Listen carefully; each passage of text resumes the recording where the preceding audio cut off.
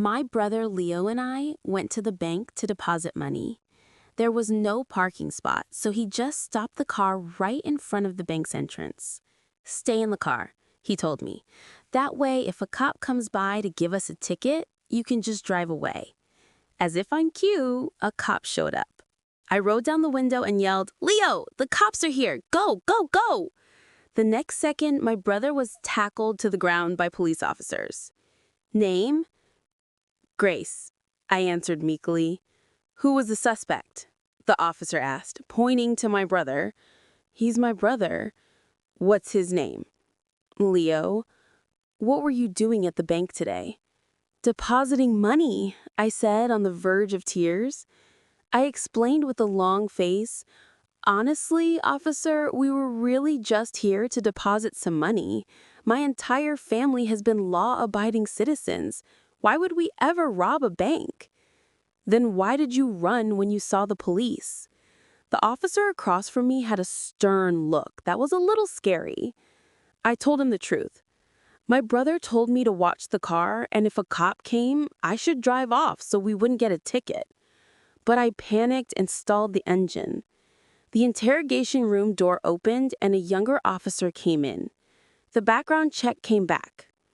The officer questioning me took the file and looked through it. He probably saw that my brother and I had clean records and had never been in trouble with the law before. One of us was a lawyer and the other was a designer.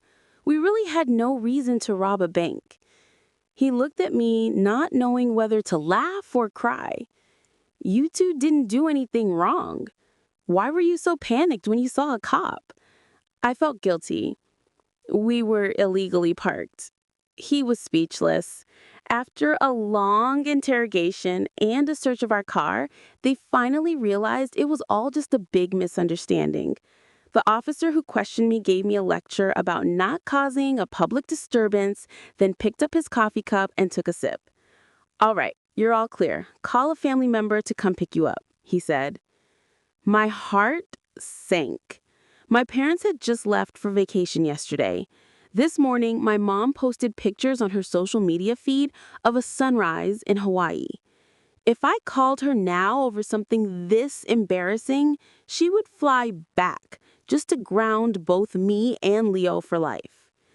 "My parents are out of town. They can't come," I said, forcing myself to be brave. The officer looked up at me, then back at the file. "It says here you're married. Call your husband." Of course, I couldn't escape the embarrassment after all. I hesitated, not knowing how to explain that I didn't really know my husband that well. He looked at me strangely. "Why the long face? What's your husband's name?" I answered weakly, "Ethan Wright." He paused for a second, then smiled with a hint of surprise.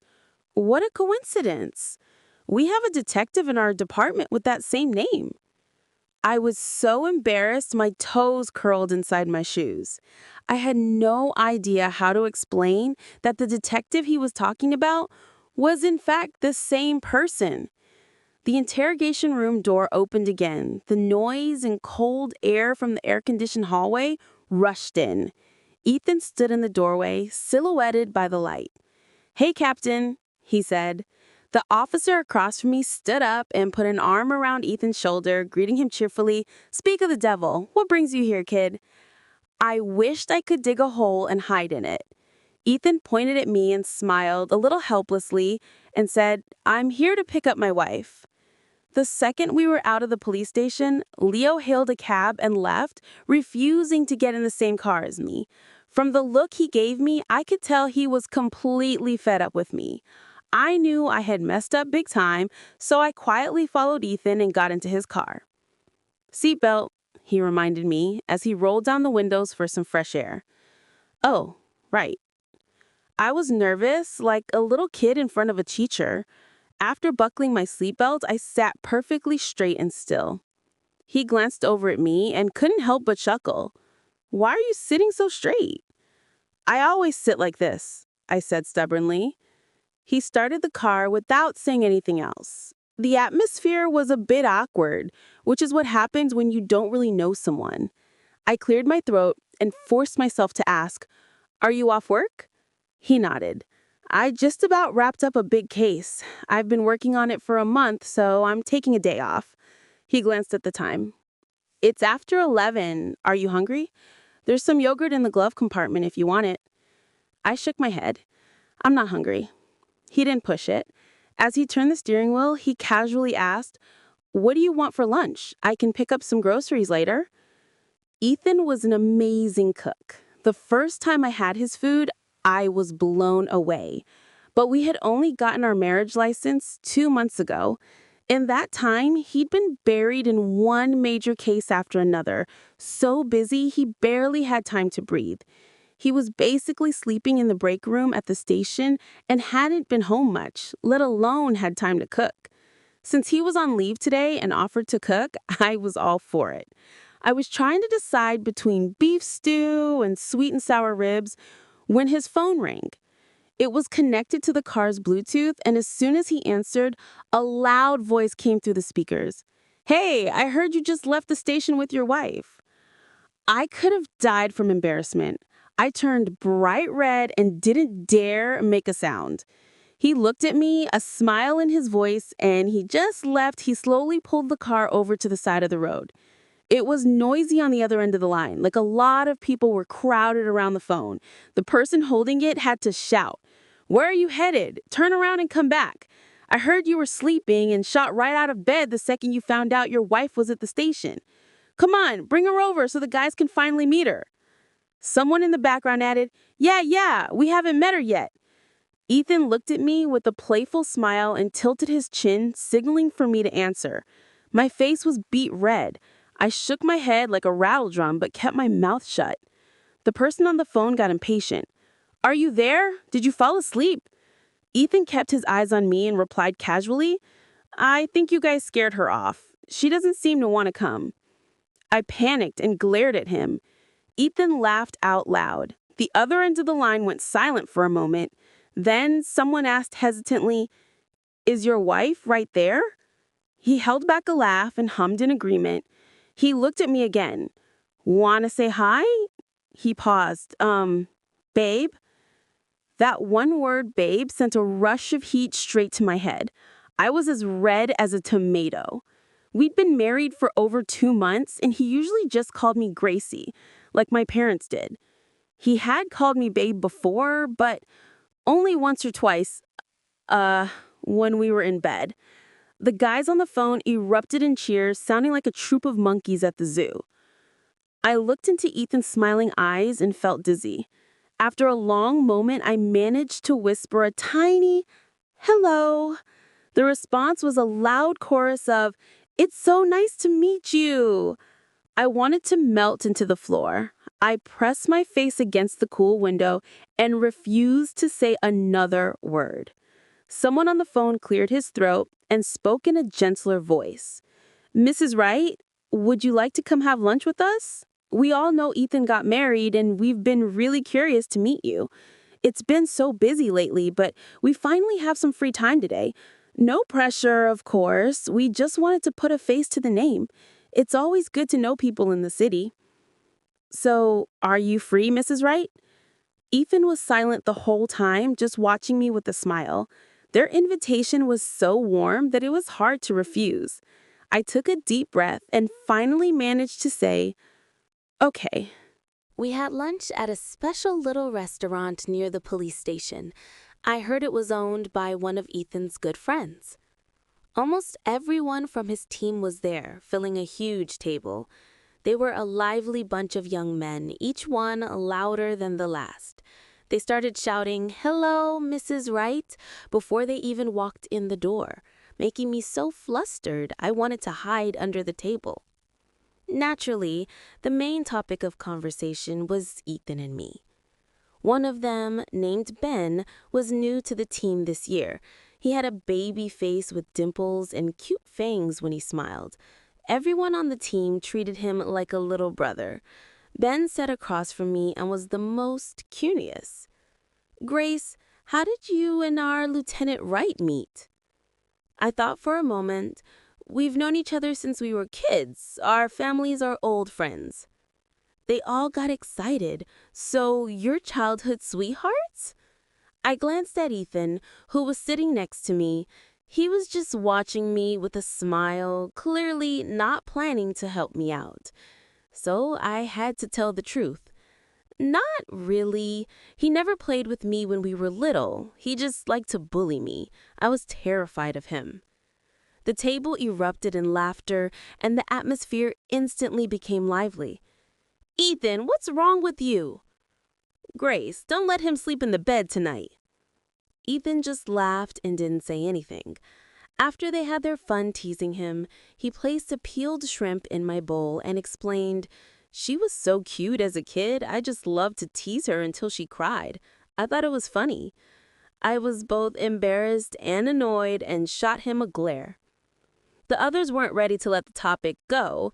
Someone immediately asked, "So, Grace, when did you stop disliking him?"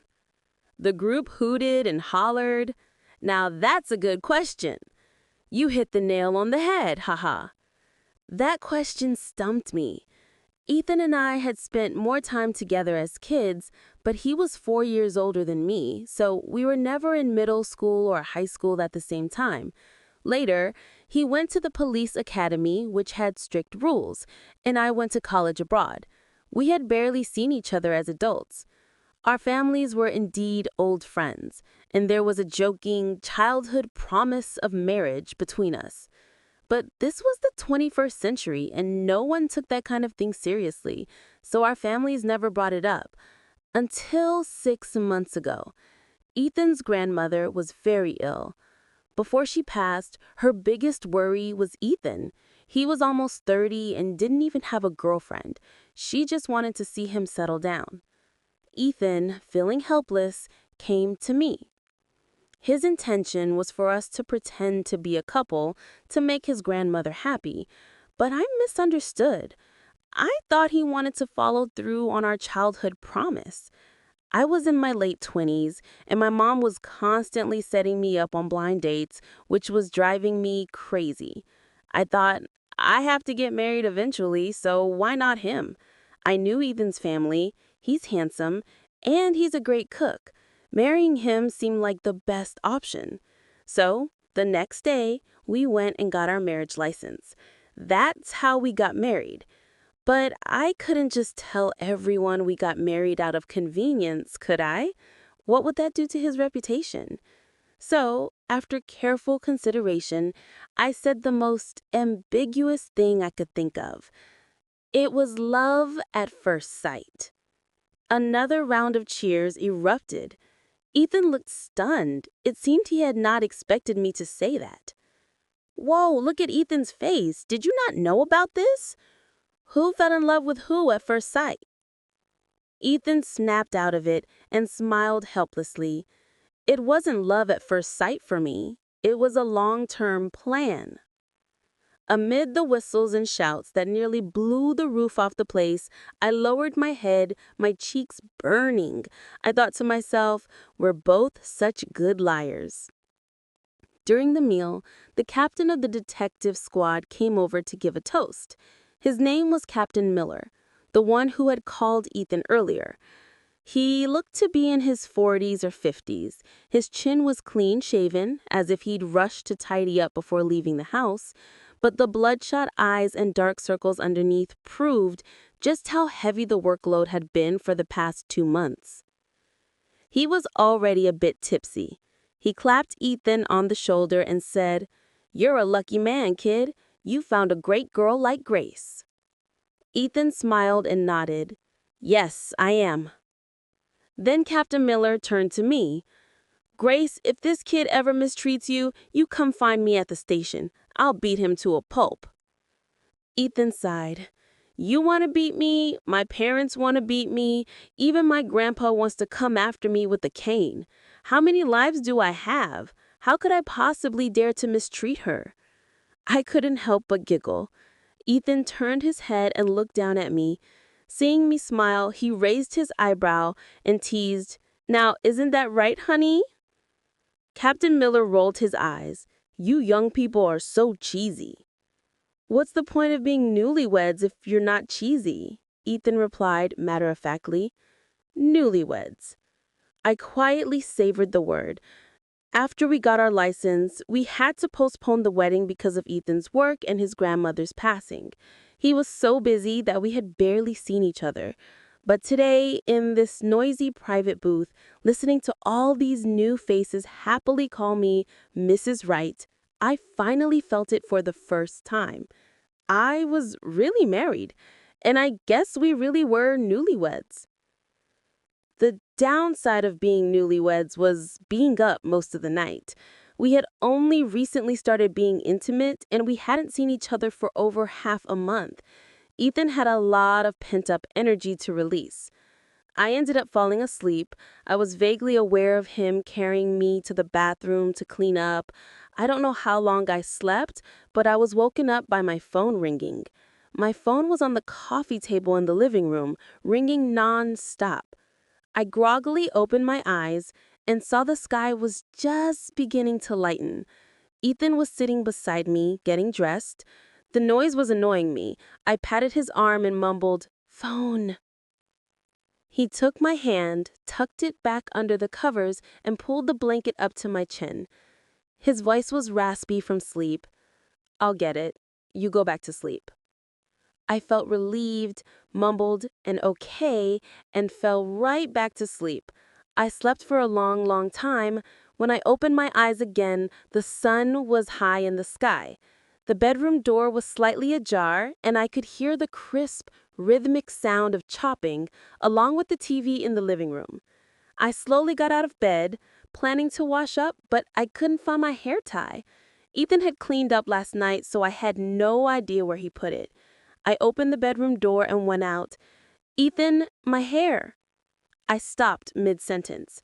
My younger brother, Ryan, was sitting in the living room. We stared at each other. One of his ears was wrapped in gauze, one arm was in a cast, and he was eating chips with his other hand. Seeing him like that, my voice cracked.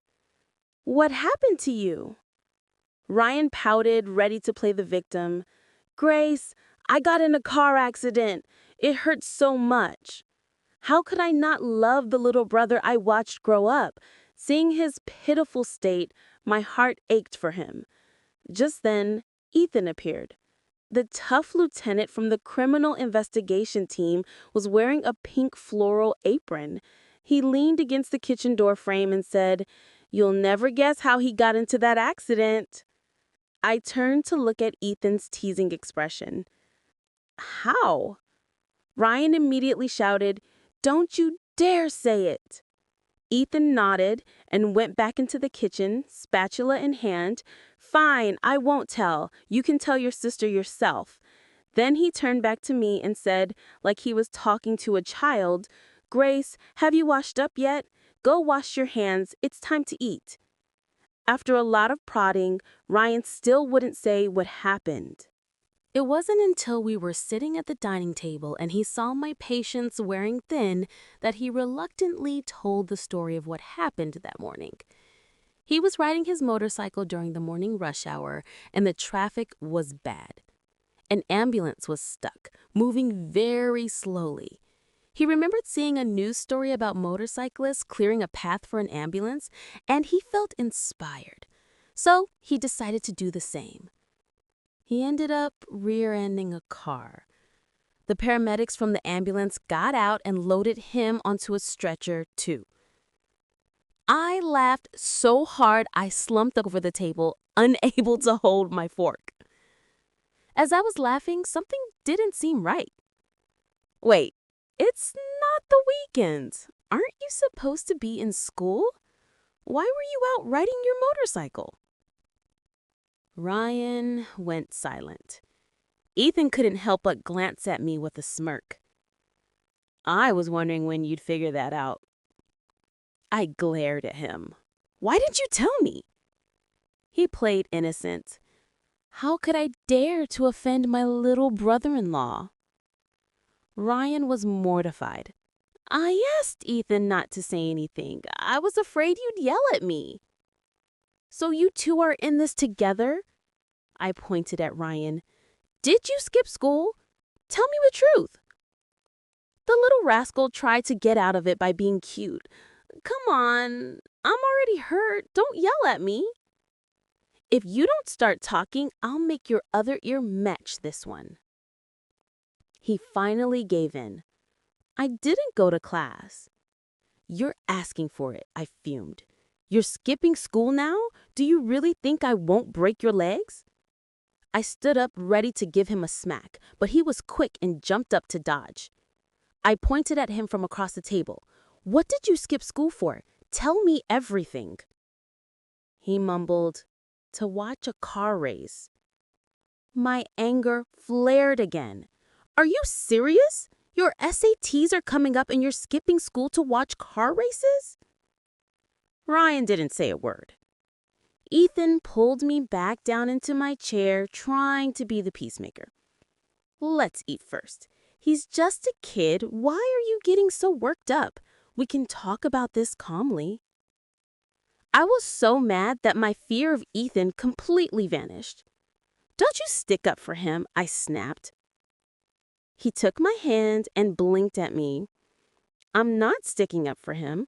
I'm just worried my Grace will get too upset. That one sentence made my face turn red all over again. After lunch, we took Ryan back to school. Ethan and I graduated from the same high school as Ryan. Coincidentally, Ethan and Ryan even had the same homeroom teacher. So Ethan brought a small gift to pay him a visit. Ryan sighed dramatically the whole way there. If Mr. Daniels finds out I skipped class, he's going to kill me. I snorted. If you don't want people to know, don't do it in the first place. He argued, but my timing was perfect. I snuck out before study hall and just had to be back before morning classes today. No one would have noticed. Wow, I said sarcastically. You sound really disappointed, don't you? He immediately shut up. I looked him up and down, feeling frustrated. Skipping class now, are we? Where did you pick up such a bad habit? He mumbled weakly, I learned it from Leo. Leo was definitely a troublemaker in high school. He was into dating, fighting, and skipping class. But his grades were always good, so the teachers had a love-hate relationship with him. I was speechless for a moment, mentally cursing Leo out. From the driver's seat, Ethan chuckled. Say another word and you'll give your sister a heart attack. I couldn't help but shoot him a look. I'm trying to discipline a child here. Mind your own business. He took the hint and immediately stopped teasing, changing the subject. Is Mr. Daniels still as grumpy as ever? That opened the floodgates for Ryan. He leaned forward, practically squeezing himself between the front seats. Grumpy doesn't even begin to cover it. He's like a skunk that fell into a sewer and then let one rip. Unbearably stinky. I couldn't hold back a laugh. What a metaphor! Seeing me laugh, Ryan got even more animated. Mr. Daniels said he's retiring after our class, but I don't know where he gets all his energy. He has more stamina than we do. After every exam, we all have to go to his office and explain every single wrong answer, how we got it wrong, why we got it wrong, and how to fix it.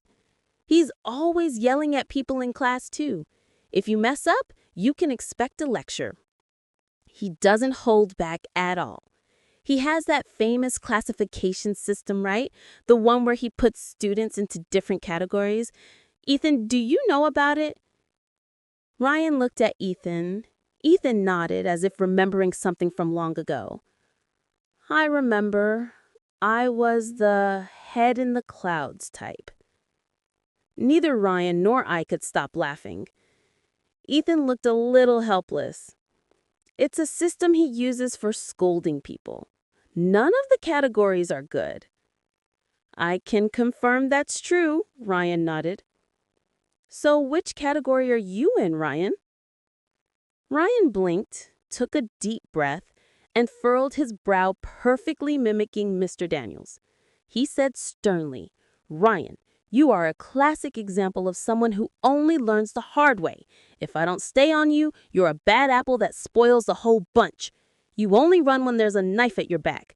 You can only be described in one way. You just go with the flow." After getting a lecture from Mr. Daniels, Ryan sulked off to class. Ethan and I went with Mr. Daniels to his office to catch up. He wasn't my homeroom teacher, but he was the dean for my grade, so he knew me. Ethan seemed surprised that we knew each other. Mr. Daniels took a sip of tea, glanced at Ethan with a raised chin as if to say, "There's a lot you don't know." "Of course I know Grace. She was one of my star students.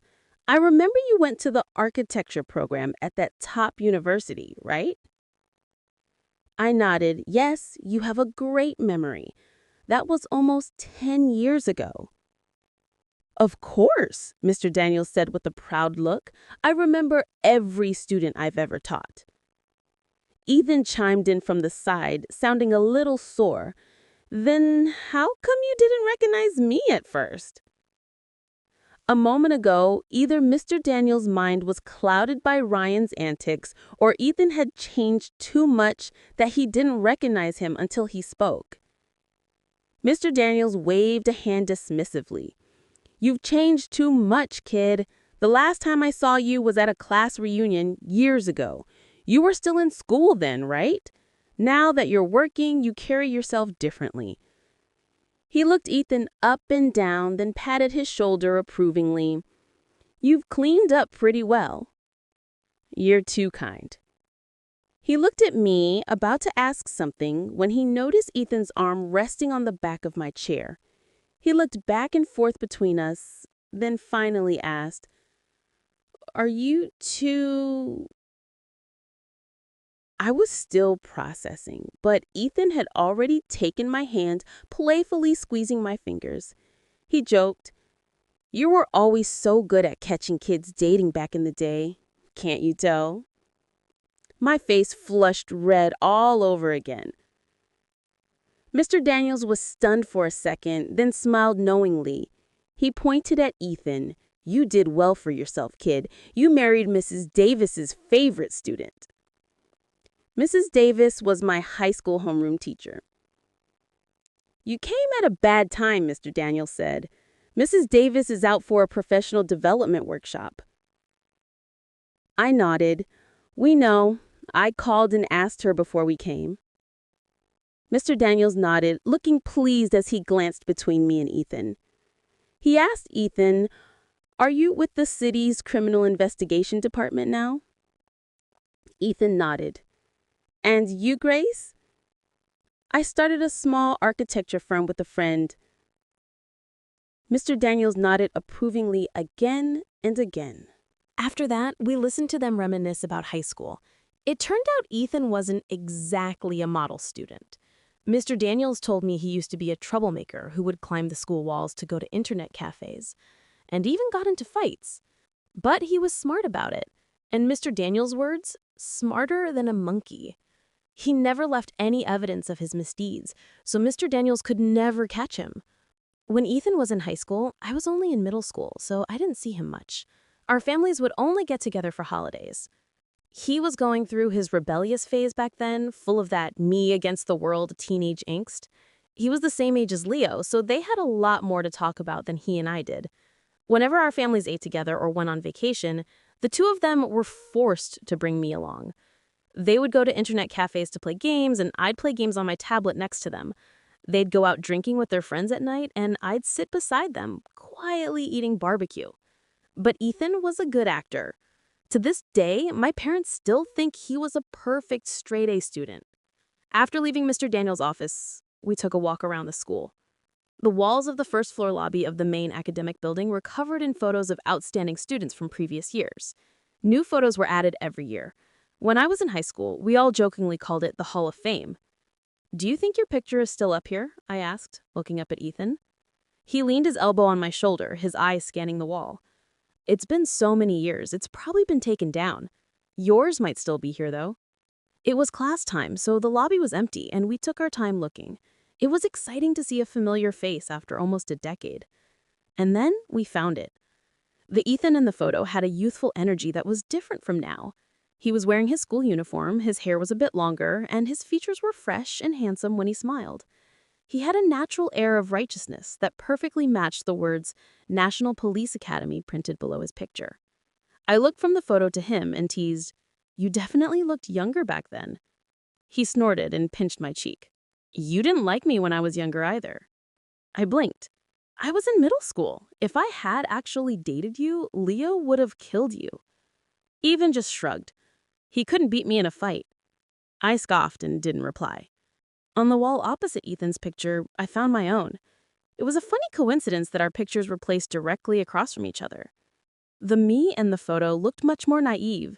I had a ponytail, wore black framed glasses, and had a shy smile, the very picture of a good girl. He stood there, staring at it for a long time, so long that I started to feel self-conscious. What's so interesting? I was at the academy for those years, and the rules were so strict I never had a chance to see you. So this is what you looked like in high school? Like a little girl. He looked down at me, then suddenly pulled me into a hug. He leaned in and whispered, "If I had chased you sooner, do you think we could have secretly held hands in the school hallways?" I rolled my eyes. We were 4 grades apart. We were never here at the same time. How would that have been possible? He shook his head. No. I could have come back after I graduated. After visiting Mr. Daniels, I'd come find you and we'd hold hands behind his back. Do you think he'd have a heart attack if he found out? His eyes were sparkling and he had a mischievous grin. I didn't know whether to be angry or amused. "You'd kill him." He nodded, feigning resignation. Yes, I'd be dead again. The line of people wanting to kill me is getting long. The ticket number is now 9001. I burst out laughing. Seeing me laugh, he laughed too, and squeezed my face. Silly. We walked around a little longer until the bell rang, signaling the end of class, and we decided it was time to leave. Before we left, I looked back one more time. The photos were rearranged every year. Some of the older ones were taken down to make room for new ones. Day after day, year after year, the youth of countless students quietly passed by with the changing of these pictures. Ethan had never seen my photo, but I had seen his. I had looked at it for 3 years, and now our pictures were hanging across from each other, as if gazing at one another from a distance, across time itself. As the end of the year approached, my architecture firm got busier and busier. Construction sites usually shut down around the 20th of December, so the entire industry was in a frenzy. We had to settle accounts for the year and also prepare for projects that would start right after the new year. One morning, I had to go to a materials center to select steel. Ethan dropped me off at the studio and went home. I spent the whole morning working, only to have the client say the material costs were over budget. We had to change the design plan on the spot. I suddenly remembered a similar design we had worked on last year. It had been ruled out internally, but it fit the current client's needs perfectly. I called Ethan and asked him to find the file folder in his study and send me a picture of the design sketches. He responded quickly and sent the photos over in no time. I showed the sketches to my partner Brian, who was also excited about the plan. We immediately started reorganizing materials and recalculating the budget. We were so busy that we didn't eat lunch until 2 in the afternoon. It was only while eating that I had a chance to check my messages. I saw that a few minutes after sending the design photos, Ethan had sent me another message. It was a picture, followed by 2 lines of text. "A binder fell over when I was looking for your file, and this page fell out. Who is he?" Confused, I took a bite of my food and clicked on the picture. The next second, I froze. The picture was of a single sheet of paper, a standard page from a loose-leafed binder, but the edges were yellowed with age. The handwriting was neat, but there were only a few lines, with several corrections and crossed-out words. It was clear the writer's thoughts were a mess. August 27th, cloudy. He kissed me. I don't know what to do. I want to cry, but I'm too scared to tell anyone. If I say something, how can I ever face him again? What do I do? What do I do? What do I do? The short diary entry ended there. Seeing those words again, my heart skipped a beat. It was my diary from almost 10 years ago. Thinking back, I remember that I had just casually placed my high school diary on the bookshelf. I must have forgotten to put that page back in the binder after writing it, and it had been tucked between the pages all this time. I never thought it would fall out today for Ethan to see. I was doomed. Utterly doomed. I groaned and buried my face in my hands. It had been 3 hours since he sent that message. I usually replied to his text instantly. Now he definitely thought I was feeling guilty and avoiding him. Just as I was agonizing over it, my phone buzzed with another message. I looked immediately. It was Ethan. Grace Catherine Shaw, you've got some nerve. I could practically see his dark expression as he typed. He never called me by my full name except when we were still kids playing in the mud. He seemed really angry. After all, I'd told him I'd never been in a relationship before. My heart sunk. I typed and deleted several replies, unable to find the right words. In the end, I was too scared to reply at all. I barely ate my lunch, my mind consumed by the mess I was in. Brian told me to go to the construction site with him, so I forced myself to pretend I hadn't seen Ethan's messages. Whatever, I thought, giving up. I'll deal with it when I get home tonight. It's not like he can do anything to me, right? The result of my whatever attitude was a distracted afternoon where I almost stepped on a nail. After returning from the site, I took a deep breath and prepared to go home and face the music. But then I got a call from Colette. Colette is my sister-in-law, my brother Leo's high school sweetheart turned wife. She's a dog trainer at the state K-9 unit. She had been away for a training course and just got back this afternoon. But Leo had left on a business trip this morning, so she asked me to have dinner with her. They have a half-price special for couples. Please come with me, she begged over the phone. I was confused. Shouldn't you wait for Leo to come back and go with him? He's a busy man, Colette scoffed. He won't be back until next week. The special is only for 3 days. It'll be long over by the time he's back. But it's a couple's discount. We're not a couple, I mumbled. Don't be silly, she giggled. We can pretend to be a couple. Who says girls can't date girls? Wow, Colette, you're pretty clever, I said, surprised. I didn't want to go home and face Ethan's questions anyway, so I sent him a quick text. I'm having dinner with my sister-in-law tonight, so I won't be home for dinner. He didn't reply. He was probably still angry. So my moment of bravery lasted only as long as it took to send that text. The rest of the evening, I was a nervous wreck. Colette noticed I wasn't my usual self. What's wrong with you tonight? You seem so distracted. Seeing her concerned look, I felt the urge to confide in someone. She and my brother had been together for years and had a great relationship. She definitely had more experience with love than I did. I needed her to help me analyze the situation, so I told her a simplified version of the story. I made Ethan angry, I said glumly. She seemed surprised. He can get angry with you? I nodded. I think he's really mad. I texted him earlier to say I wouldn't be home for dinner, and he still hasn't replied. Yeah, that definitely sounds like he's angry, Colette said, nodding. What did you do? Was it serious? Not really serious, I said hesitantly. I think? What do you mean not really serious? I think. I said it was something from a long time ago, almost 10 years, I said, my head hanging low. I just don't know how to tell him. Colette immediately picked up on the key detail. Is it about an old flame?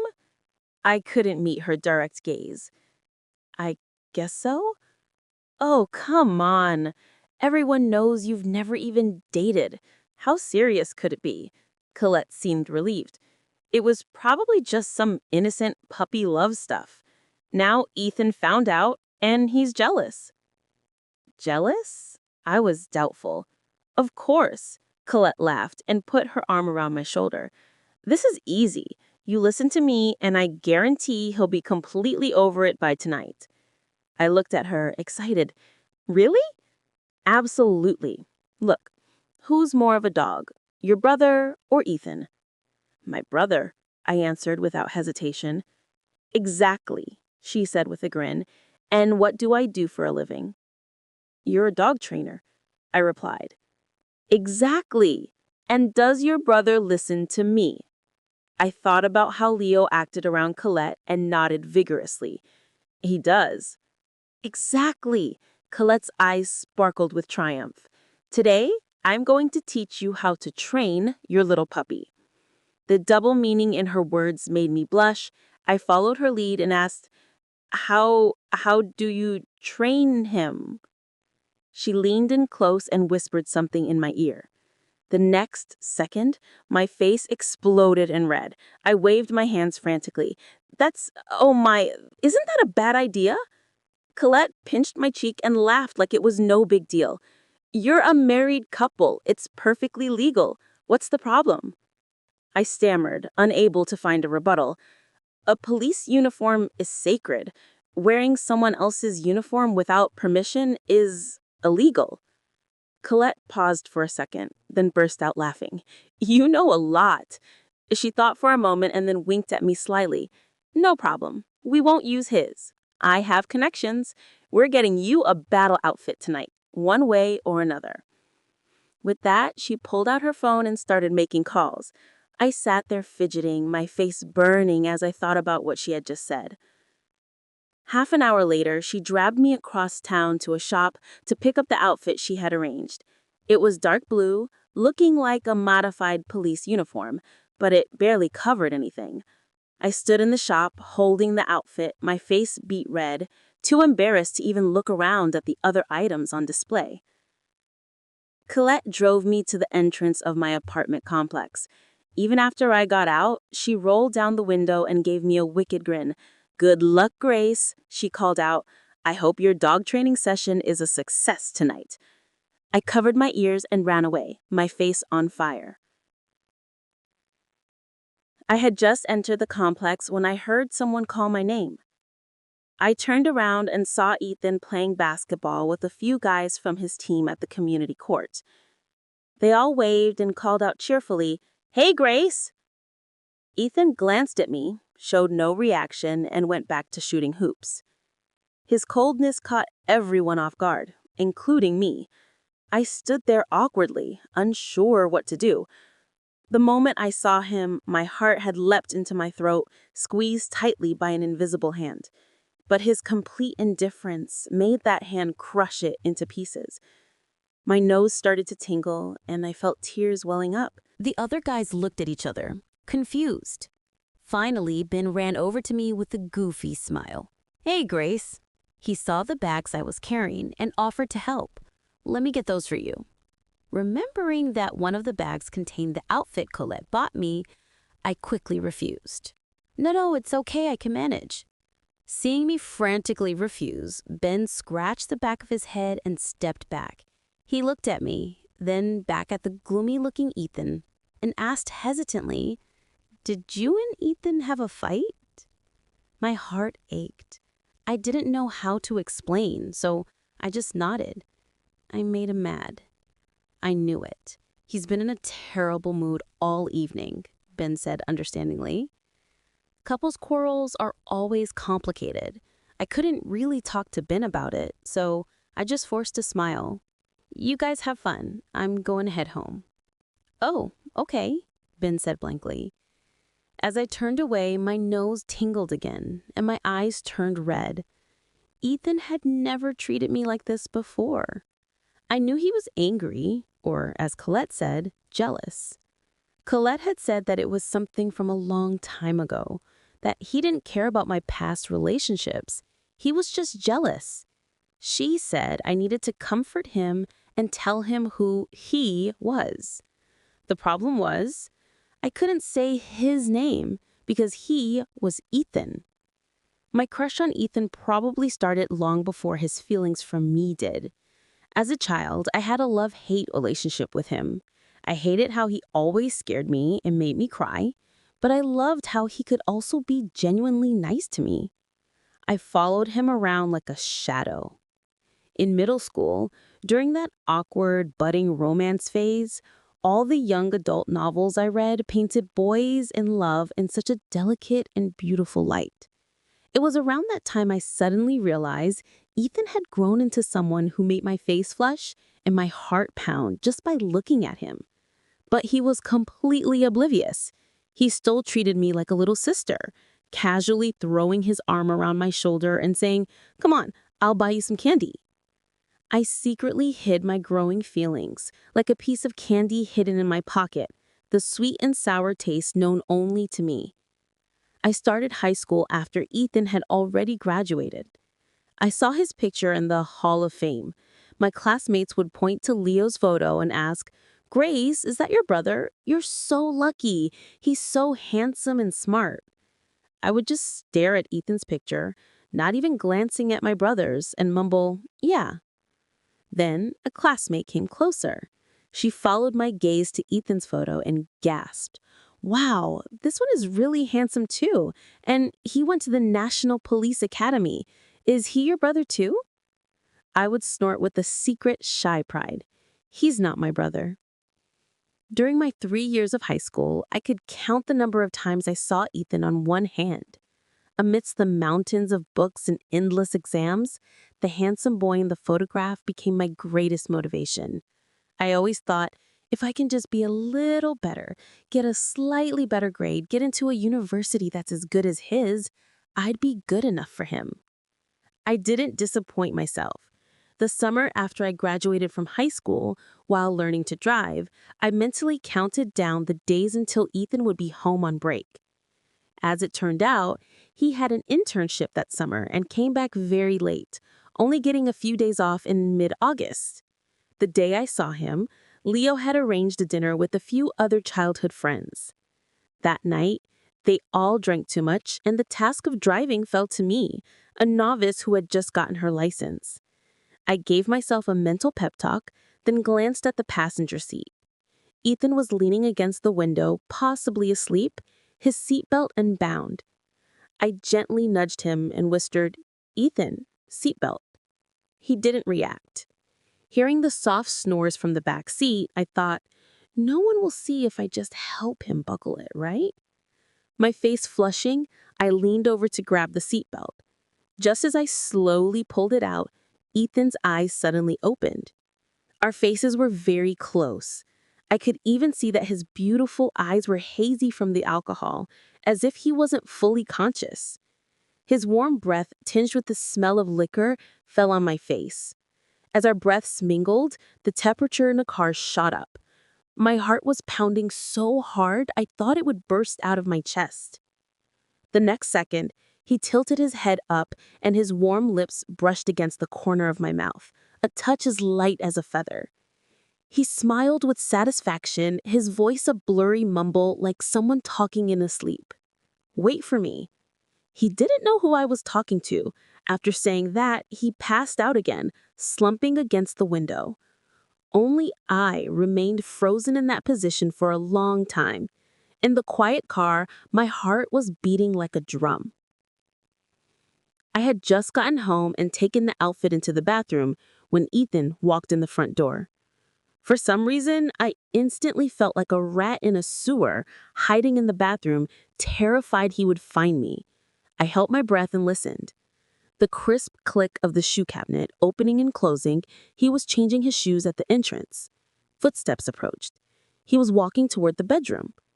The sound of the closet door opening. He was getting a change of clothes. The footsteps came closer again. He jiggled the bathroom doorknob. I quickly called out, "I'm in the shower."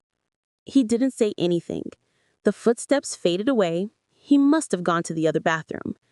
I let out a sigh of relief and turned on the hot water. After a quick shower, I put on the outfit, my face burning with embarrassment. As expected, the small outfit was tight, and the design left little to the imagination. I stood in the bathroom looking at myself in the mirror. In the steamy haze from the shower, the woman in the mirror had long, wavy hair, sparkling eyes, and a graceful figure, like a rosebud waiting to bloom. I tried to suppress my embarrassment and took deep breaths to psych myself up. I turned off the main bedroom light, leaving only the soft glow of a single lamp by the bed. The sound of water from the other bathroom stopped. Soon, I heard the bathroom door open, followed by approaching footsteps. I hid by the door, my heart pounding so hard I could barely breathe. The door opened. I stood on my tiptoes and covered Ethan's eyes behind him. His police instincts kicked in. The moment I touched him, his back muscles tensed, but a second later, he recognized my scent and relaxed completely, not struggling. I blew a soft breath against his ear and felt him flinch slightly. With my other hand, I slowly traced a line up his strong back to his shoulder. He grabbed my wrist, his voice stiff. "What are you doing?" I uncovered his eyes, letting my index finger slide from the bridge of his nose down to his lips. I looked up at him and blinked. "I'm apologizing." Ethan looked down at me, his eyelashes casting shadows, his eyes dark and unreadable, like a storm was brewing. His reaction was so calm it made my own heart pound with uncertainty. I forced myself to stay calm, lightly tapped his chest and pouted, "Fine, if you don't like it." I turned as if to leave. The next second, he grabbed my wrist and pulled me into his arms. He lowered his head, one hand on the small of my back, the other tilting my chin up, and kissed me like a hurricane. "Who taught you this?" He breathed, his voice sexy. I was so breathless from the kiss that I couldn't answer. He lifted me up, and I instinctively wrapped my legs around his waist and my arms around his neck. Our eyes were now level. Ethan tilted his face up slightly, kissing my chin teasingly. "Who taught you this, Our bodies were pressed together. The heat and the fresh scent of his body wash created an intoxicating, intimate atmosphere. I rested my hand on the back of his neck and looked down at his face. "Don't you like it?" A flicker of something crossed his eyes, and then he smiled. The next moment, I was tossed onto the bed and his body was on top of mine. "I like it," he said. "I like it so much I'm going crazy." He held my waist so tightly I could barely breathe, as if he wanted to merge me into his own body. He took the lead, guiding every shiver and tremble of my body. In the haze of passion, he suddenly slowed down. With one hand tangled in my hair and the other on my waist, he casually asked again, "Who is he?" I whimpered, "You." Ethan had completely blacked out that night and had no memory of it, so when I said it was him, he thought I was lying to get out of trouble. He snorted and bit my shoulder as if venting his frustration. "Little liar, you liked that guy back then, didn't you?" I was too lost in the moment to think. I just mumbled yes and reached for his wrist. "Don't be angry." That seemed to make him even angrier, and he pulled me deeper into the storm of our passion. "Do you still like him now?" he asked, his voice dark. I was on the verge of tears, whimpering and shaking my head frantically. "No, I don't. Slow down." He took my chin and turned my face toward him.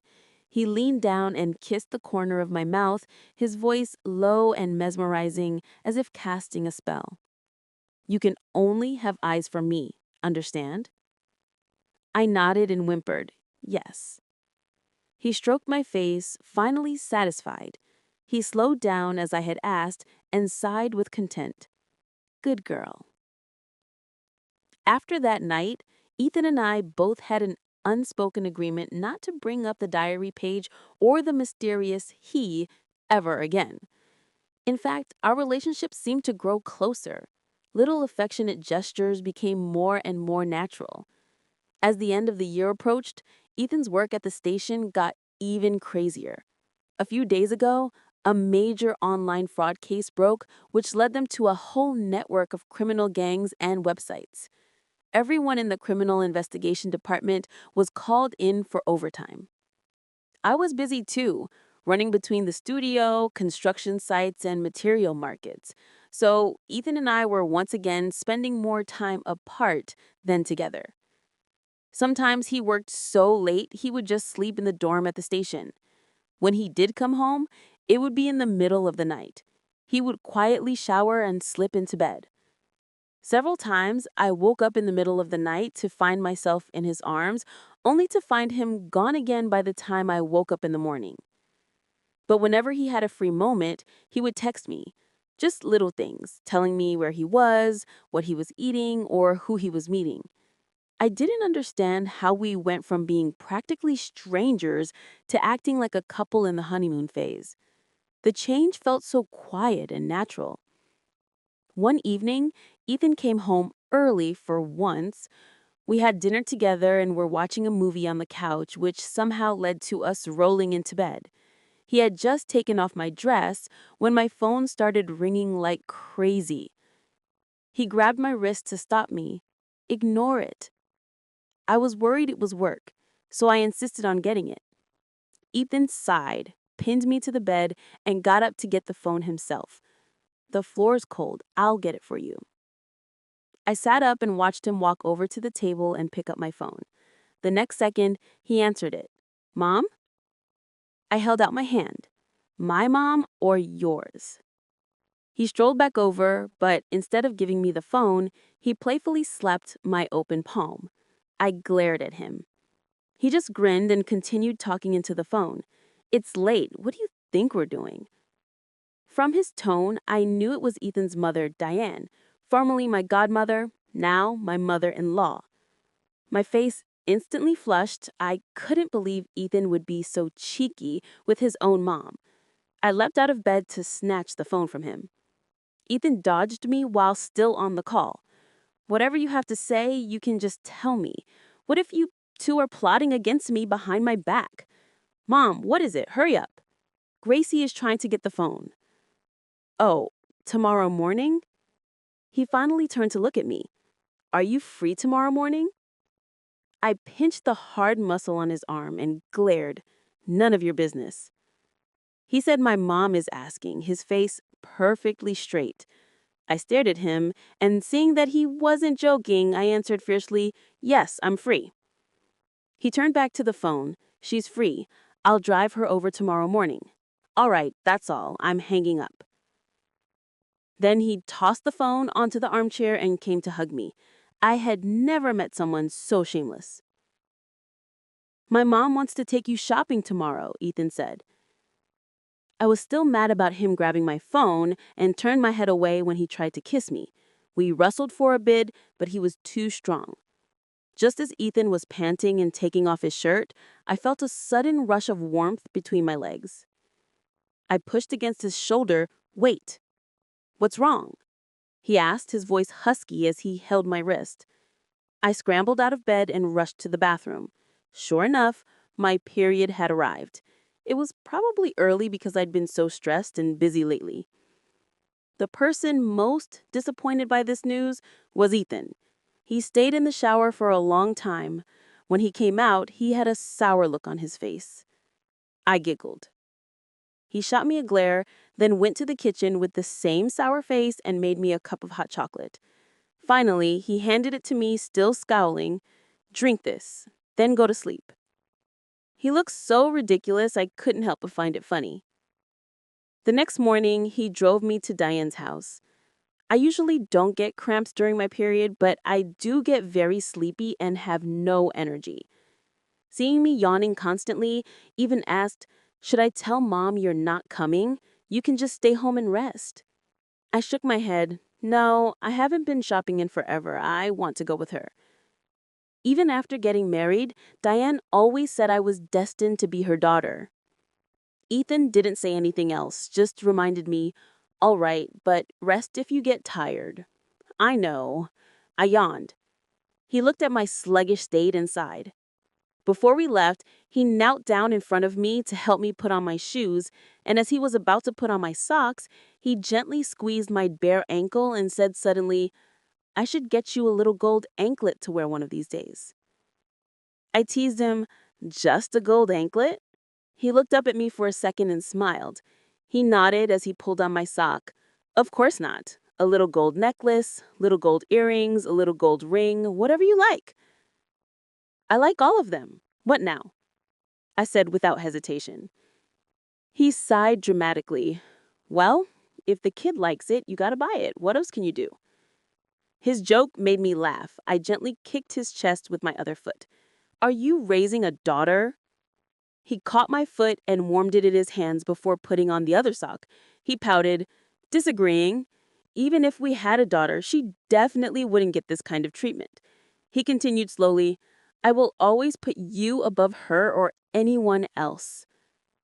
He tied my shoelaces, stood up, and pulled me up from the couch. Let's go, Mama Bear. Time to take you to see Grandma Bear so you can go buy your little gold necklace, little gold ring, little gold anklet, and... He paused. I couldn't help but smile. And little gold earrings. After our shopping trip, Diane told me she had bought a chicken early that morning to make a soup for me, and she insisted I come to her house for lunch. I happily agreed. After lunch, Diane went to take a nap. I was feeling sleepy too, so I went to rest in Ethan's old room. Even though we lived on our own now, Diane still cleaned his room regularly. It was spotless and the bedding was fresh. I drifted off and slept for a long time. It was a really nice nap. When I woke up and checked my phone, it was already past 3 in the afternoon. Ethan had texted me an hour ago asking where I was. I replied and stretched as I got out of bed, looking around the room. I had been in Ethan's room before, but always as a guest, so I never looked around too much. I had slept here once when I was in the 8th grade. Our two families were celebrating the New Year together. The adults were playing cards. Leo and Ethan had gone out to play pool. I got tired from playing by myself and fell asleep on the couch. When I woke up, I was in Ethan's bed, tucked in nicely with the heat on. Through the faint moonlight outside the window, I could see Leo sleeping on the couch and Ethan on a mattress on the floor. Back then, none of us could have imagined that I would one day be sleeping in his bed as his wife. Thinking about the past made me smile. As I was looking at the books on his shelf, Ethan replied. He said he would come pick me up later. Are you done with work? I asked. The case is almost closed. I'll take you out to dinner tonight, he replied. Oh, where are we going? A few of my college friends are finally transferring to the city after the New Year, so we're all getting together to celebrate. They said to bring family. They haven't met you yet, so it's a good chance for you to meet them. I agreed and started thinking about borrowing some of Diane's makeup to get ready. At 6 o'clock, Ethan walked in the door right on time. Diane was helping me shape my eyebrows. She heard him come in, looked up, and said sarcastically, Look who's on time for once. I used to have to beg you 3 times just to get you to come home for dinner. I muffled a laugh. Diane smiled too and gently patted my shoulder. Don't move, or I might slip. Ethan just grinned happily and came closer. Diane moved aside to make room for him. Watch and learn. You'll be doing this for your wife one day. I didn't dare move, but from the corner of my eye, I could see Ethan, dressed in a black coat with his hands in his pockets, standing beside me. His tall figure blocked out most of the light. He bent down to get a closer look, clearly confused. What's wrong with her eyebrows? They look fine. Diane gave him a disgusted look. You're so clueless, it's painful. I burst out laughing. Ethan just grumbled to himself, not daring to argue with his mom, and sulked off into his room to pack my bag. He was being so childish. Hearing me and Diane laughing outside, he felt left out, so he yelled from the room, Honey, do you want me to pack your lipstick? Of course I do, I said, confused why he would even ask such a dumb question. A moment later, he was back. What about this box? I looked up, puzzled for a second, and realized he meant my foundation. Yes, I need that. A little while later, he came back again. And this. I need that, too. Finally, Diane got so annoyed with him that she shooed us out of the house, saying she couldn't stand the sight of him. Ethan was satisfied. He carried my handbag and took my hand. My mom doesn't like us. Come on, I'll take my Gracie out for a nice meal. I didn't know whether to laugh or cry.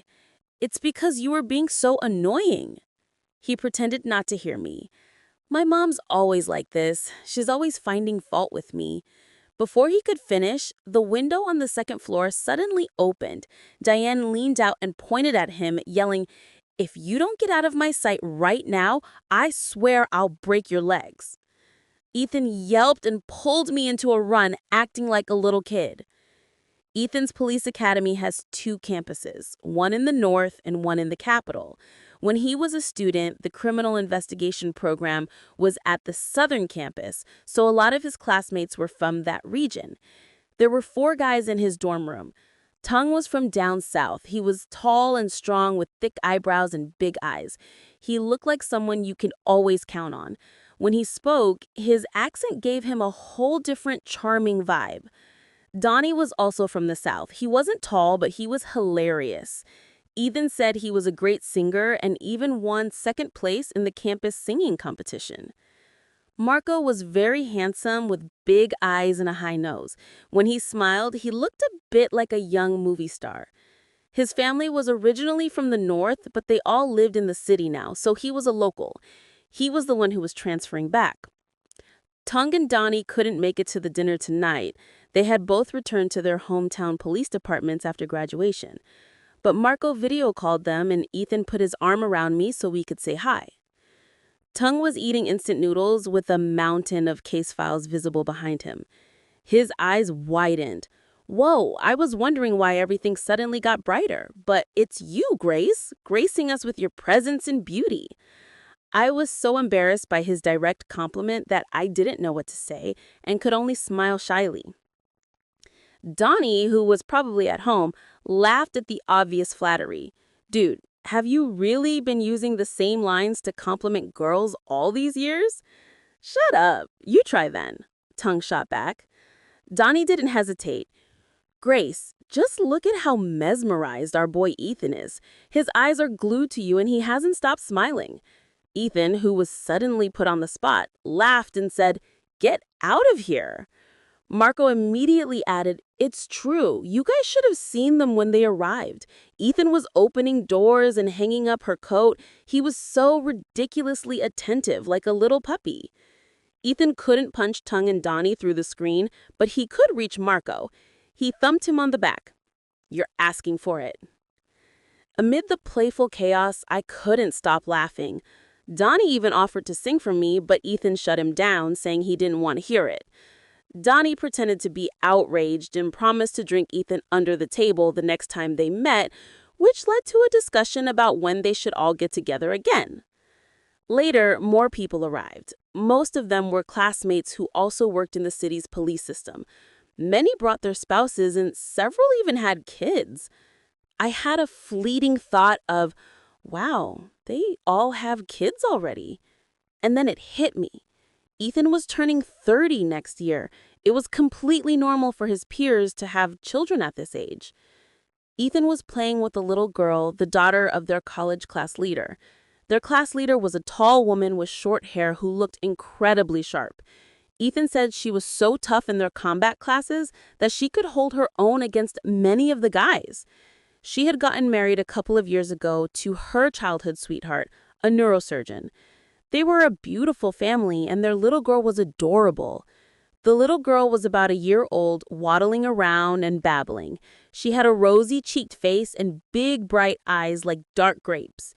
Ethan kept playing with her, gently bumping his head against hers, which made her giggle. He seemed to really love kids. I couldn't help but wonder if he wanted a child of his own. A wave of anxiety washed over me. I wasn't planning on having kids anytime soon. I was at a crucial point in my career. The studio had been growing rapidly for the past 2 years. If I chose to have a baby now, it would definitely set back my work. Plus, there was a major government project up for public bid next year. Brian and I had been preparing for it for 6 months. Winning this project would be a huge leap for our studio. At this critical juncture, I couldn't and had no right to choose family over my career.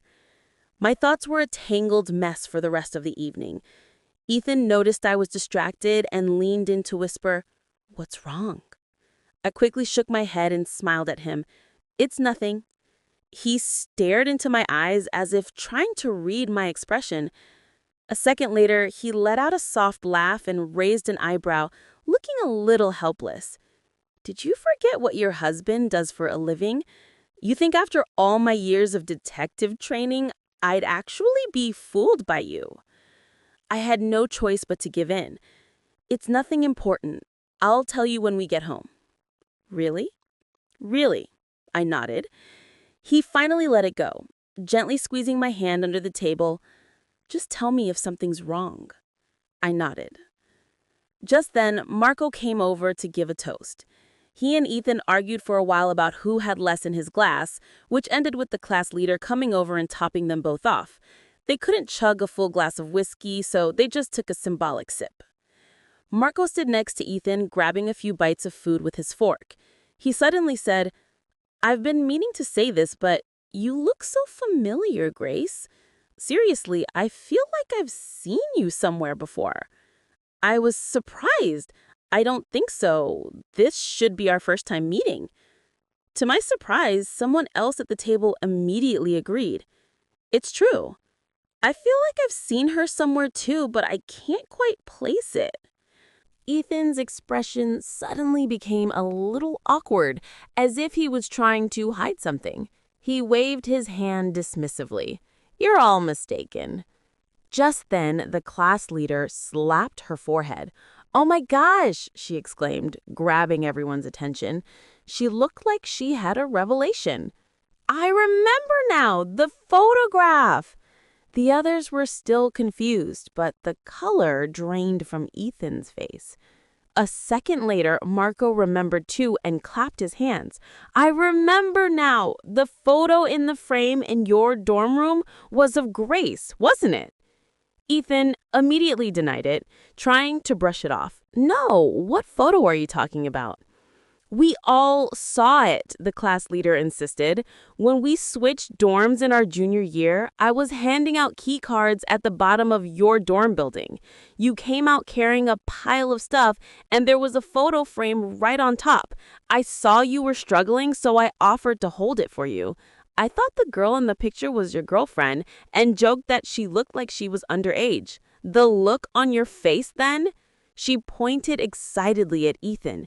"It was the exact same as it is now. Super awkward. You told me she was your sister. The girl in that photo looks exactly like your wife, right down to the little mole on the tip of her nose." As she said that, the others who had seen the photo started to remember. A chorus of agreement filled the room. "Yes, yes, there was. The girl in the photo looks exactly like Grace. It's definitely the same person." "Ha ha ha. And Ethan said it was his sister. Looks like he had his eye on her for a long time." Amid the laughter, my mind was buzzing. I felt like a balloon being filled with a mix of surprise, fear, doubt, and astonishment, floating unsteadily, about to fly away. Did they mean Ethan kept a photo of me in his college dorm room? Could it be that Ethan liked me a little, even back then, in a time I knew nothing about? I was completely stunned. It took me a moment to process, and then I turned to Ethan, dazed. "Is it true?" For the first time, Ethan blushed. His ears were so red, they looked like they were about to bleed. He looked mortified, as if a secret he had hidden for years had just been exposed to the world. He looked like he wanted to run away. Marco was especially animated, eager to share all the memories that had suddenly been unlocked. "I knew it! I told him his sister was really pretty and that he should introduce her to me. I even said I'd call him Big Brother for the rest of my life. But he said she was still in high school, and if I even thought about it, he would chop me up and make dumplings out of me." "Ethan," Marco said through gritted teeth, "you called me a creep for being interested in a minor, but you were the one who was plotting this all along. And you lied and told us he was your sister, then quietly made her your wife. You're unbelievable." My brain was still struggling to catch up with this shocking news. I slowly reached out and tugged on Ethan's sleeve, blinking. "Is it true?" Ethan clamped his hand over my mouth. He was as red as a tomato and looked like he was about to cry. "Please don't ask. I'll tell you when we get home, okay, honey?" My mind was numb, so I just nodded. I didn't dare ask anymore because he looked like he was about to shatter. It was almost 10 when we got home. The restaurant was close to our apartment, and since Ethan had been drinking, we had walked there, so we were walking back now too. The winter night was quiet, with few people on the streets. Occasionally, the headlights of a passing car would flash by. Ethan held my bag in one hand and my other hand in his coat pocket. We walked slowly. The cold wind sobered us up a bit, and the boiling excitement from earlier slowly faded, leaving only a heart full of anxiety. I even started to wonder if the photo was of another girl who just looked like me. Even worse, did Ethan marry me because I looked like that girl? The more I thought about it, the more my scalp tingled. We walked in silence for a while. I couldn't take it anymore and was about to ask him, better to just rip the Band-Aid off. But as if he could read my mind, Ethan spoke first. "Let me tell you a story." His words caught in my throat. I didn't know what he meant, and I was terrified I was about to hear a story about him and another girl. But I swallowed the complicated emotions swirling inside me and pretended everything was fine. "Okay," I said, my voice hoarse. He held my hand tightly, and as if sensing my anxiety, his thumb gently stroked the back of my hand as if to comfort me. He began to speak slowly. "There was once a boy who was very naughty. If he wasn't disciplined for 2 days, he'd be climbing the rooftops. But he was tough, and getting punished was a normal part of his life. When we were kids, we both lived with our grandparents in a military compound. I remember Ethan was indeed the king of the kids there. Everyone loved to follow him, and he got into a lot of trouble. Then the boy met a little girl. His mom told him she was his little sister. The sister was so cute, always following him and calling his name in a sweet little voice. One time, the boy got into trouble, and his grandpa was furious. He made the boy kneel and was about to whip him with a thin willow branch. The boy wasn't scared of the pain because his grandpa's bark was always worse than his bite. The branch would always come down gently. But the girl suddenly appeared from nowhere. She had just learned to walk and came stumbling over, clinging to the boy's back and refusing to let go. She cried her eyes out, pleading, "Don't hit him." At that moment, the boy thought with childish innocence, "This girl is the best. I will protect this girl forever." The boy really liked the girl and always dreamed of taking her home, but his mom said he couldn't because she wasn't his real sister. The boy asked his mom how he could make the girl part of his family. His mom smiled and told him, "When you grow up, if the girl is willing to marry you, then she will be part of our family." The boy didn't understand what marry meant, but his mom's words planted a seed in his heart. They both grew up. In elementary school, the boy could still walk to and from school with the girl, but when he started middle school, he moved out of the compound to live with his parents, and he gradually lost touch with the girl. It was as if fate was playing a trick on them. The 4-year gap meant they were never in school at the same time. They saw each other less and less. The boy only heard about the girl from his parents or her brother. One day, he realized that when he saw the girl, she no longer ran up and hugged him excitedly. Instead, she would give him a shy, distant smile and greet him politely, like she would any other relative. He didn't know why the girl who used to be so close to him had suddenly become so distant. He racked his brain but couldn't figure it out. He could only tease her like he used to. "Come on, I'll buy you some candy." But it seemed the girl had outgrown candy. She looked surprised and a little awkward when he said that. The boy was sad. He didn't know why things couldn't be like they used to be. But no one had an answer. The boy grew into a teenager, and suddenly it was like a light switched on. He realized the feelings between boys and girls were complicated. He started to think about his feelings for the girl over and over. It wasn't quite love, but it was more than friendship, and it felt like it was mixed with family affection. He didn't understand it, but he knew he liked the girl a lot. Protecting her, being near her felt like an instinct written into his DNA. After high school, the boy was going to a university far up north, far from his hometown, his family, and the girl. Before he left, the boy was at the beach with some friends. The weather was perfect that night, and the sky was full of stars, a rare sight in the city. They sat around the bonfire, eating barbecue and telling stories. One moment, they were all laughing at a funny story. The next, the girls were screaming at a scary one. The boy was taking pictures of them with his camera. He gently tapped the girl's shoulder. The expression on her face as she turned around was captured in that instant. In the photo, the girl had long, straight hair, and her beautiful eyes seemed to speak. The sea breeze was ruffling her hair, but at that moment, the boy's heart was sent fluttering, and it never quite landed. It was then that the boy suddenly realized he really, really liked the girl. He wanted a future with her. As if possessed, he developed the photo he took at the beach that night and took it with him to the north. He hid his feelings well, acting like a caring older brother, silently watching over her from thousands of miles away. He knew when she won a writing competition, when she did poorly on a monthly exam, when she represented her school in a national math competition, and when she performed a solo piano piece at the school's anniversary celebration. The girl was growing up so well without him, like a beautiful rose. The boy was happy for her, but also anxious. He was afraid that by the time he came back, this rose would already have bloomed for someone else. He could only think to himself, wait for me.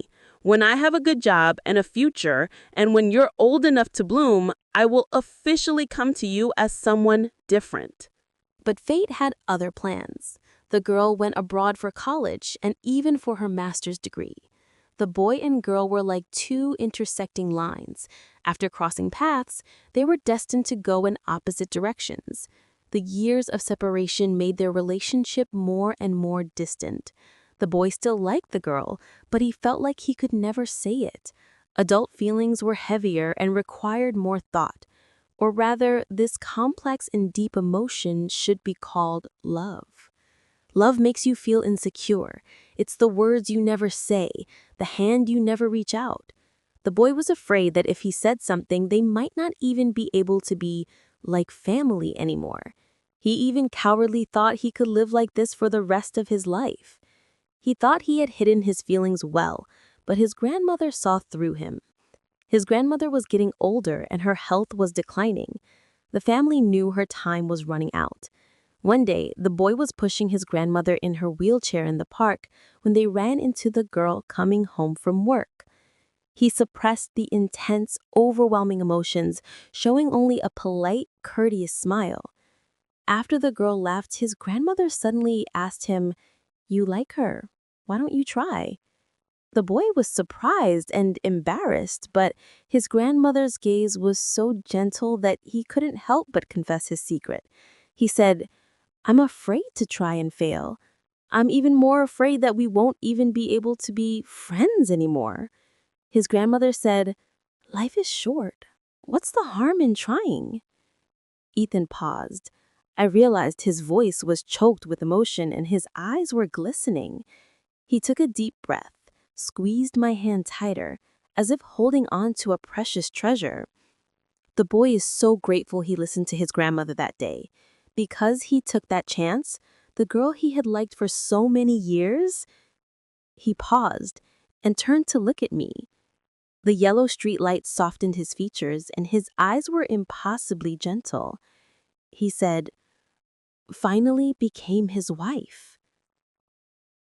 After saying that, he seemed to let go of a huge burden and smiled relieved. "And that's the end of the story."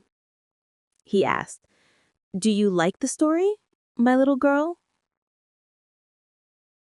Listening to his story was like a drowning person slowly surfacing, finally able to breathe again.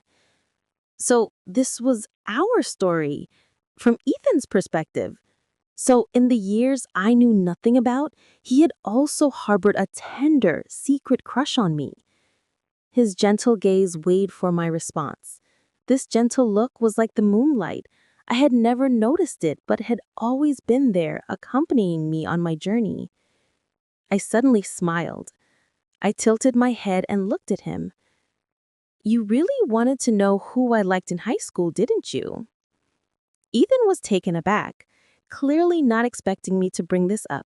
He seemed a little disappointed when he realized I was about to tell my own story instead of responding to his. He hinted well, only letting out a soft, yeah. I winked at him. Come closer, I'll tell you. Ethan obediently leaned in. I stood on my tiptoes, wrapped my arms around his neck, and whispered in his ear. He's my husband now. I gently kissed his cheek. A few days ago, if you had asked me what the most magical fate in life was, I would have said marrying the person I've had a crush on for over 10 years. But if you ask me today, the answer would be different. A secret 20-year, two-way crush that finally brought us together. I'm so glad you had the courage to ask me if I wanted to try. I'm so glad I didn't hesitate to say yes. I'm so glad we were both so brave. End of the main story. Epilogue 1. Colette was pregnant with twins. At 6 months, her belly was already huge. The doctor said she was lucky to be in such good shape. Otherwise, childbirth would have been incredibly difficult. This made Leo even more attentive. He did almost everything for her himself. Other than being a little grumpy, Colette's pregnancy was smooth. She had no morning sickness and no trouble sleeping. For Colette's birthday, she invited a few friends over for dinner. Leo wanted to go to a hotel, but Colette insisted on eating at home.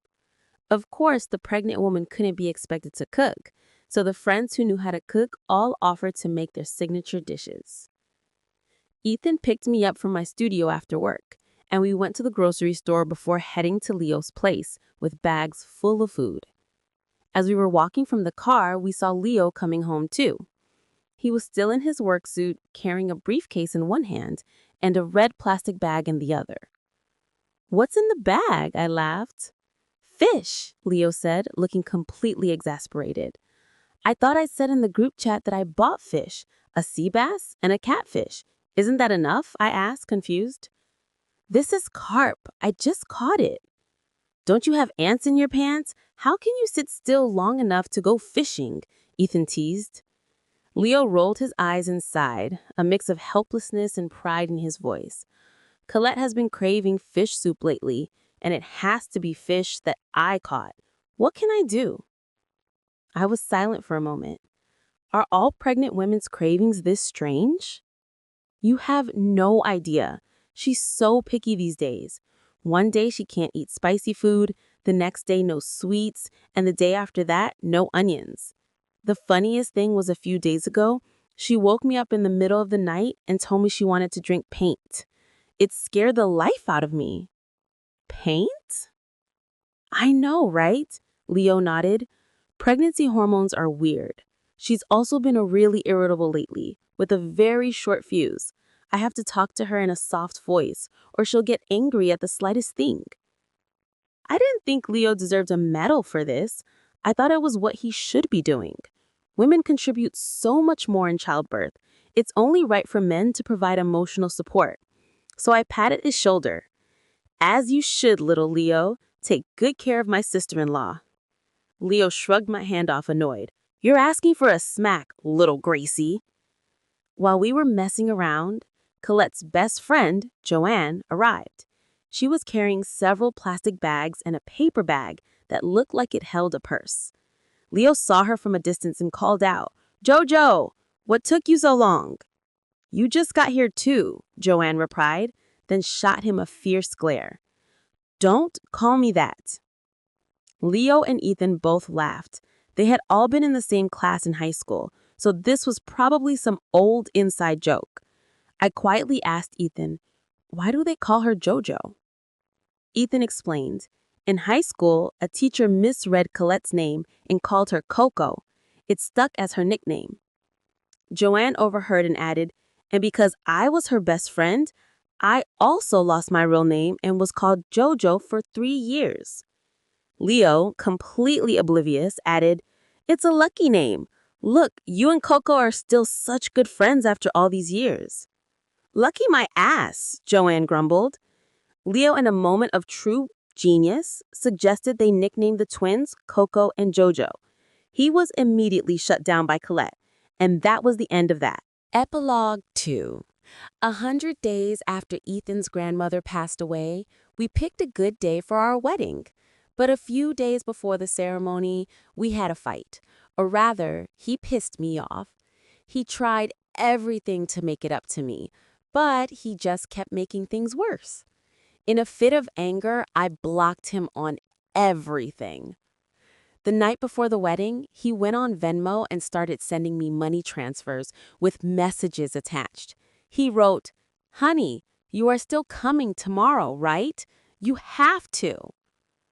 I didn't know whether to be angry or to laugh. The next day at the wedding, a few of my best friends from college had taken time off and flown in to be there. One of them, a girl named Amy from Norway, was as beautiful as a goddess with blonde hair and blue eyes. She loved our country and had even studied abroad here for 2 years as a graduate student. She could tell I was still upset with Ethan and tried to comfort me. "Today, you are a princess. Don't waste your energy on that silly man, sweetie." "I'm not," I said stubbornly. Amy just smiled and shrugged. "Well, he's the husband you chose." "Bad choice," I shot back, still being difficult. Later, during the ceremony, the officiant asked me, "Do you promise to stay by his side through thick and thin for the rest of your life?" I decided to be a little petty. I said, "You can tell him that I do." The guests erupted in laughter. When Ethan heard me say "I do," the big, tough guy's eyes instantly filled with tears. He pouted and sniffled, looking both ridiculous and pitiful, like a lost puppy. The officiant laughed and asked him the same question. Ethan took the microphone, choked up, and started wiping his eyes. One of his friends from the audience shouted, "Does he look like he's going to say no?" Ethan broke into a teary smile. He looked down at me seriously, his eyes clear and bright from the tears. Even as a man on the cusp of 30, he still had a sincere, youthful spirit. He answered slowly and solemnly, "With all my heart, I do. With all my heart, I will be by your side for the rest of my life." The shy, hazy crush of our youth had finally blossomed into the love of my life, standing right in front of me.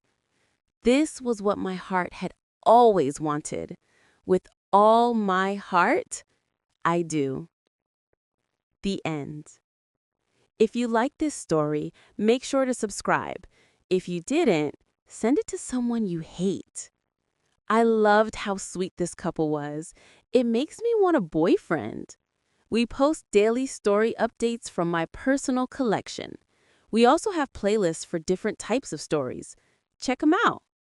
See you tomorrow.